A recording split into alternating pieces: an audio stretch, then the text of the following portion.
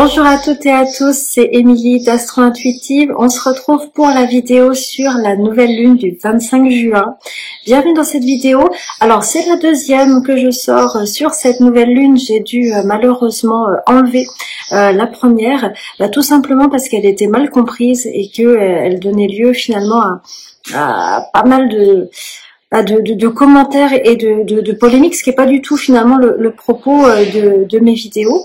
Voilà, tout simplement parce que j'avais rapproché ce qui se passait, on va dire, au niveau astrologique avec l'actualité, tout simplement pour éclairer en fait le symbolisme des planètes, pas du tout pour donner mon avis, ni donner une analyse géopolitique, ni dire que c'était bien, dire ce que j'en pensais, etc. Et nécessairement peut-être que ça a été mal compris et qu'on a cru que je donnais mon avis, ce qui n'était pas le cas. Donc étant sur une pente glissante, je préfère tout de suite enlever ce contenu et vous en proposer un nouveau. Alors j'en profite pour vous dire que dans cette chaîne, vous ne trouverez jamais d'analyse géopolitique. Ce que je propose, ce n'est pas le fruit de mes opinions personnelles. Vous ne trouverez jamais dans ces vidéos ni mon positionnement sur le Covid, sur la guerre entre... les conflits, vous voyez, j'ai même peur de comment je tourne les choses. Je me dis, oh là là, je vais encore me prendre des commentaires. Ce qui se passe en Israël avec la bande de Gaza, etc. Vous ne trouverez pas d'avis sur ces questions, tout simplement parce que le rôle de l'astrologue, c'est de pouvoir accompagner toute personne, quelles que soient ses idéologies, quelles que soient ses opinions politiques, quelles que soient ses croyances, sa religion, quelle que soit son orientation sexuelle, etc. Bref, quelle que soit sa diversité d'être, et que nécessairement l'astrologue, il est obligé, enfin de mon point de vue, de mettre, comment je dirais, en retrait ou en transparence ses propres opinions. En tout cas, moi, ça me semble important de le faire. Alors voilà, c'est pour ça que j'avais vraiment envie d'enlever la première vidéo, parce que c'était maladroit, apparemment, j'ai pas su le faire, et voilà. Mais si à un moment donné, vous avez l'impression que je donne un avis politique, un avis quel qu'il soit, certainement c'est que je me suis mal exprimée ou que j'ai été maladroite, parce que mon but c'est de mettre l'astrologie à la portée du collectif, de tous, et que chacun s'en empare. Donc ceci étant dit, je commence cette vidéo. Alors il reste encore quelques places disponibles pour le stage d'été que je vais animer à la fin du mois de juillet. C'est une semaine pour ressentir et comprendre sa carte du ciel, mais on va pas faire que des choses intellectuelles, on va vraiment aller aussi sur des jeux, sur des pratiques, sur des méditations, enfin bref, des ressentis aussi plus corporels. Si ça vous intéresse, si vous avez envie, voilà, qu'on passe cette semaine ensemble, allez voir dans la barre de description. Et également, les inscriptions aux formations pour la rentrée 2025 sont ouvertes. Si vous avez envie de vous former avec moi à l'astrologie, allez voir dans la barre de description. J'ai deux niveaux d'enseignement. Un niveau, le premier niveau, c'est sur, lire un thème natal. Donc ça concerne tout le symbolisme astrologique, les planètes, les signes, et surtout toutes des mécanismes, des techniques, on va dire, d'interprétation. Et le niveau 2, ça concerne tout ce qu'on va appeler le prévisionnel, c'est-à-dire les transits, la révolution solaire, les progressions, bref, tout ce qui nous permet de comprendre là où est une personne à un moment donné, sa météo personnelle. Voilà, si ça vous intéresse, allez voir dans la barre de description, mettez-moi un petit mot, et voilà, et on commence cette vidéo. Alors, le plus important dans cette nouvelle lune, comme vous pouvez le voir à la carte que je viens de mettre, c'est vraiment la conjonction de la nouvelle lune à Jupiter. Jupiter, il est un petit peu c'est un peu notre star là pour ce mois de juin. Parce qu'en fait, il vient de rentrer en Cancer. Donc, il a changé de signe et il va rester, donc il est rentré, en Cancer le 10 juin et il va rester pour approximativement une année. Et c'est assez intéressant parce que la nouvelle lune qui suit l'entrée de Jupiter, elle se trouve en conjonction avec lui. Donc, elle le met vraiment en lumière. Alors, on va peut-être commencer par parler déjà de ce que ça donne quand on a une conjonction Soleil-Jupiter, parce que cette nouvelle lune, elle est vraiment porteuse de ça. Il faut pour ça comprendre un peu le symbolisme de Jupiter. Jupiter est une planète qui va parler qui parle d'expansion, qui parle d'opportunité, qui parle de capacité de croissance, voilà, qui parle de choses qui vont se développer.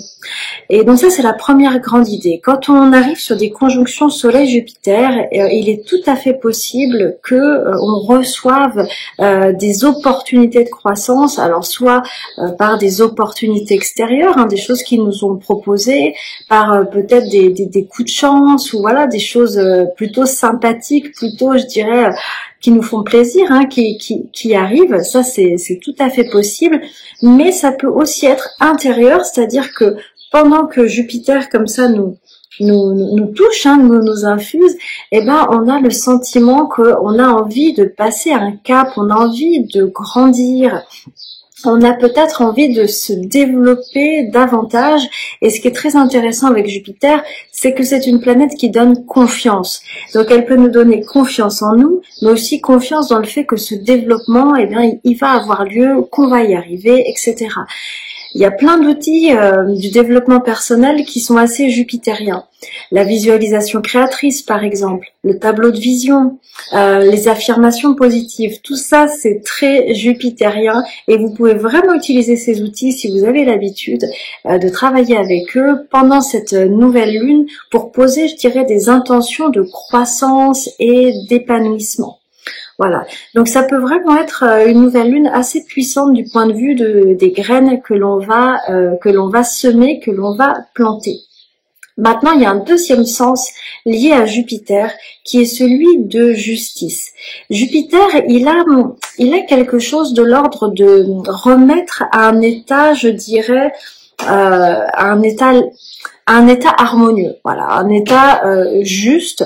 Alors, petite parenthèse, la justice, c'est un concept complètement subjectif, hein. Ma justice, ce qui est juste pour moi n'est pas ce qui est juste pour vous. Ce qui est juste pour un État n'est pas ce qui est juste pour l'autre. Il y a une très grande subjectivité dans la notion de justice et évidemment, voilà, ça c'est vraiment à considérer. Cependant, quand Jupiter est très actif, et comme là il vient de rentrer en Cancer, je vais ensuite expliquer ce que donne ce Jupiter en Cancer, eh bien, son influence pourrait porter à notre conscience des expériences dans lesquelles il y a une remise en justice à faire, une remise en ordre. Alors, pour chacun d'entre nous, ça va être différent, mais il est tout à fait possible que par exemple, pendant cette nouvelle lune, autour de cette nouvelle lune, il y ait des situations, eh bien, qui arrivent, et puis qui vont vous demander, qui vont pas être forcément porteuses d'opportunités a priori, mais qui vont vous demander un certain travail pour rétablir quelque chose, pour que les choses justement soient justes, soient équilibrées. Ça peut être par exemple, puisque Jupiter est rentré en Cancer, je vais un tout petit peu approfondir là-dessus, le Cancer il est associé à la famille, il est associé en relation intime. Il y a déjà une première idée là-dedans, que Jupiter, en rentrant dans ce signe du Cancer, il pourrait vouloir remettre de la justice dans les rapports familiaux, par exemple. Ça, c'est une première grande idée. Donc, c'est tout à fait possible que lors de cette nouvelle lune avec Jupiter en Cancer, vous ne soyez pas dans la super abondance promise par Jupiter, quoique je vous le souhaite, mais que, eh ben, il y a des choses qui arrivent au niveau peut-être familial qui vont vous demander un travail pour arriver à cet état d'hyperabondance familiale. Et ça, c'est assez intéressant. Donc, essayez d'observer, voir un petit peu ce qui arrive dans votre dans votre champ de manifestation, je dirais, pour voir si on vous demande quelque part de rectifier le tir, on vous demande peut-être vous voyez par exemple ma deuxième vidéo, ça c'est typique, ça pourrait être typique de Jupiter, on me demande de rectifier le tir, il y a quelque chose qui est pas juste, voilà. Donc c'est vraiment pour exprimer que c'est des choses que vous pourriez avoir, donc faut savoir les entendre, les écouter, et puis voir comment avec un nouveau positionnement, on pourrait arriver à quelque chose de plus juste pour vous, avec votre vision, et de plus harmonieux peut-être pour l'ensemble des personnes impliquées. Donc ça aussi, c'est la deuxième idée avec cette conjonction Soleil-Jupiter. Maintenant, je vais parler de Jupiter qui est rentré en Cancer. il faut savoir une chose, c'est que Jupiter, il se sent particulièrement bien dans le signe du Cancer. Il est dit en exaltation. C'est vraiment un signe où, qu'est-ce que ça veut dire? Ça veut dire que dans ce signe, il va pouvoir travailler à plein, que son énergie est forte, elle est visible, elle est ample. Bref, Jupiter, il peut vraiment se déployer et il peut donc être très visible. Alors, Jupiter, comme je vous le disais,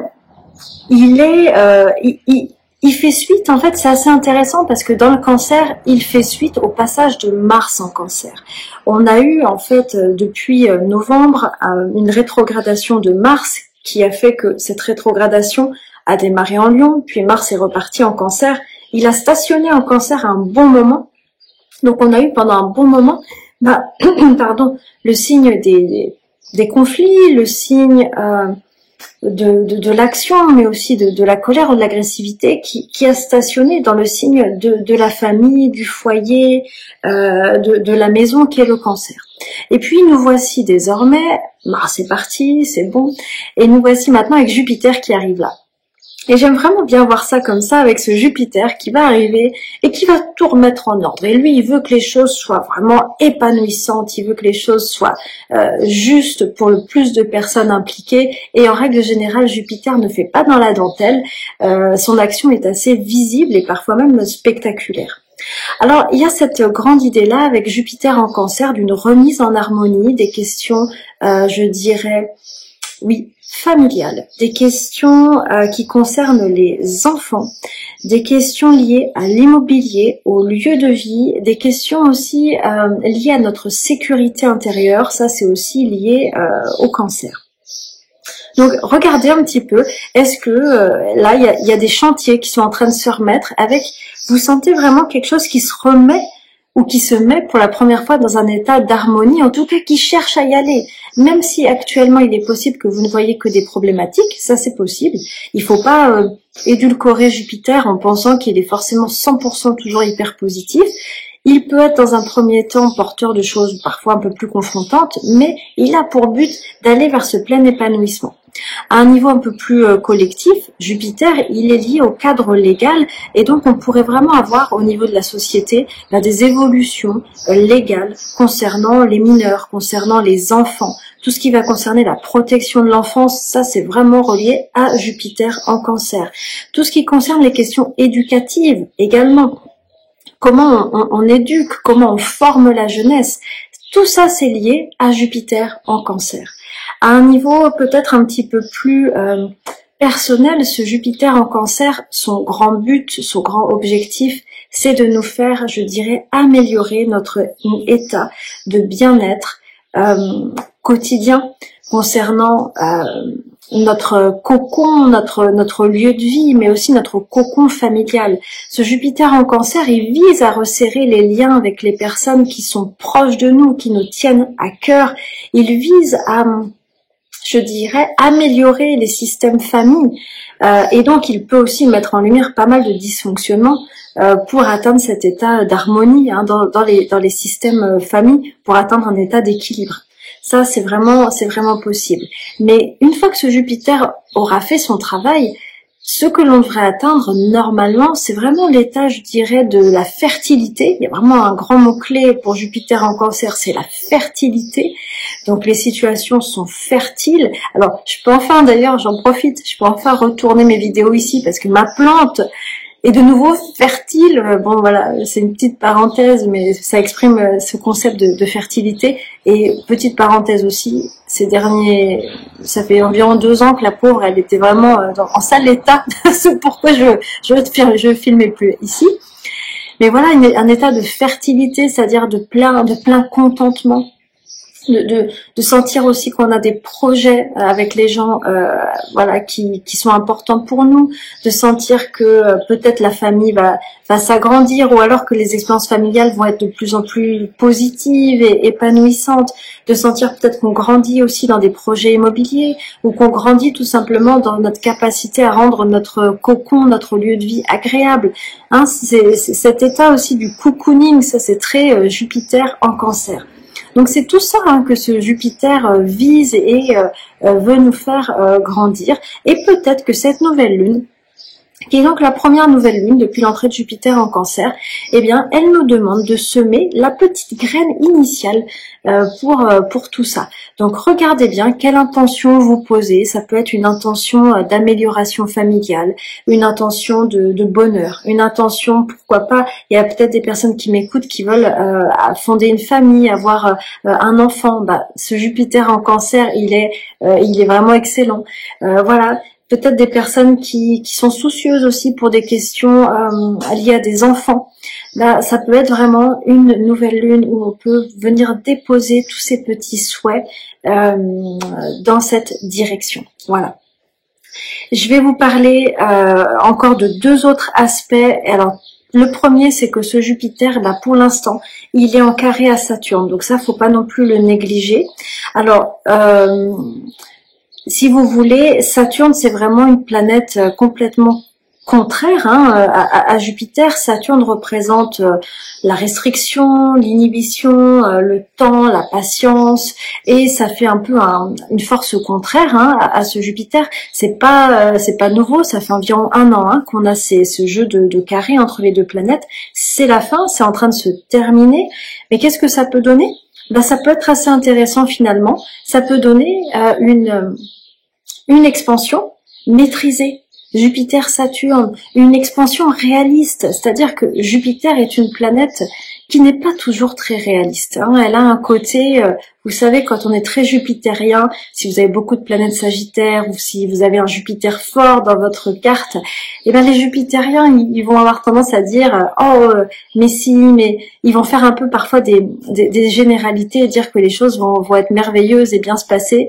Et ça peut des fois leur porter préjudice. Alors, Saturne est une deuxième force qui amène un esprit pratique, réaliste, la conscience des limites, la conscience, voilà, de la réalité du terrain. Donc, en ce moment, ça nous parle vraiment de cette expansion qui se met en place, mais en intégrant la réalité du terrain. Donc, forcément, expansion peut être un petit peu contrainte, un petit peu freinée dans le temps, mais expansion quand même.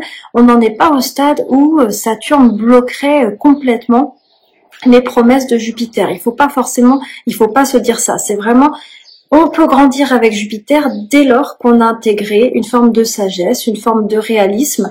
Ça peut être, je sais pas, si vous avez un projet, par exemple, un projet personnel qui va impliquer beaucoup d'argent, par exemple, admettons, eh ben ce Saturne, il va vraiment vous amener à être prudent ou à être vraiment structuré dans votre expansion. Voilà.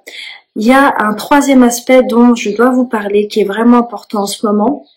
C'est le carré entre Mars et Uranus, donc effectivement qu'on voit beaucoup dans l'actualité, et je vais pas aller trop loin, je vais juste vous dire que il exprime beaucoup de violence, une violence qui est caractérisée par la volonté de voir des choses changer et de vouloir voir des choses changer rapidement. Mars-Uranus, c'est une action décisive, c'est une action pour amener un changement radical et rapide. Ça, c'est Mars-Uranus. Alors, en positif, pour tout le monde, ça peut vraiment nous faire aller plus vite. Ça peut nous faire passer des étapes qui peut-être auraient dû prendre des mois, et bien vraiment faire que on va beaucoup plus vite sur certaines choses. Mars-Uranus, c'est vraiment un moteur, c'est un énorme moteur d'action. Ça peut nous donner beaucoup d'énergie, beaucoup de rapidité. Ça peut nous faire aller droit au but. Donc ça, c'est super. Mars-Uranus, il va vraiment jouer pour vous si vous êtes sur le point de changer quelque chose d'important dans votre vie et vous avez besoin de l'élan, vous avez besoin du courage, de l'énergie, vous avez besoin d'être parfois radical. Ça va vraiment vous aider. Par contre, en aspect de carré, comme il est en ce moment, eh bien ça exprime une énergie qui est très forte entre ces deux planètes, qui pour le coup n'ont pas de garde-fou. Mars et Uranus sont toutes les deux des planètes plutôt, je dirais, rapides. Ce sont des planètes qui veulent que ça bouge. Ce sont des planètes qui n'ont pas peur de la radicalité. Elles n'ont pas peur d'avoir des pots cassés. Et on a les problématiques de Mars-Uranus. C'est vraiment l'hyperviolence, c'est la radicalité, c'est un côté aussi qui n'est plus du tout mesuré finalement dans les partis pris. c'est le fait de peut-être prendre des décisions hâtives. Avec Uranus, il y a souvent cette idée que on agit sous le coup d'une impulsivité et que peut-être après on pourrait le regretter. Donc c'est un aspect qu'il va nous falloir canaliser pour allez, juin, juillet, je dirais que dans l'inconscient collectif, dans l'ambiance collective, on est très très influencé par ce Mars-Uranus qui crée beaucoup d'émulation, de colère, d'agacement, de peut-être de radicalisation des idées, d'affrontement. Hein, voilà, regardez un petit peu ce qui se passe dans la scène internationale, vous aurez une bonne idée de Mars-Uranus. Et à titre individuel, l'idée, c'est comment on peut prendre ce moteur de changement pour le mieux et comment on peut faire attention à tout ce qui va nous amener à être coupant, cassant, définitif sur certaines choses. Ça, c'est vraiment pas, c'est peut-être un excès. Voilà, je m'arrête là. Je vous souhaite une très très bonne nouvelle lune. Posez vos petits vœux, vos petites graines là de petits bonheurs de Jupiter Cancer. C'est vraiment tout le meilleur que je vous souhaite à chacun d'entre vous. Et voilà, je vous fais des gros bisous et je vous retrouve tout vite. À bientôt.